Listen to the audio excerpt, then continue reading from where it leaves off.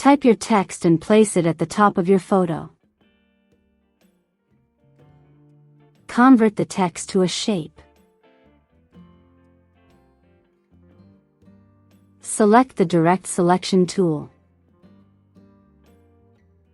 Select the bottom part of the text. Hold Shift to make several selections. Drag the selected points down. Hold Shift to drag straight down. Make the text layer invisible. And select the background layer. Go to Select.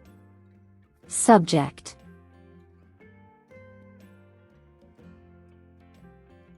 Press Ctrl+J to duplicate the subject in a new layer. Place this layer above the text layer.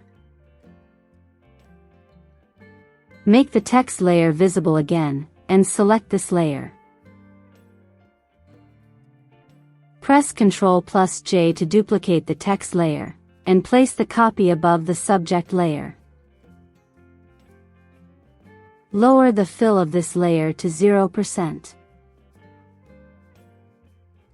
Click on the FX icon, and select Stroke. Make the stroke the same color as the text. Adjust the size and position to your liking.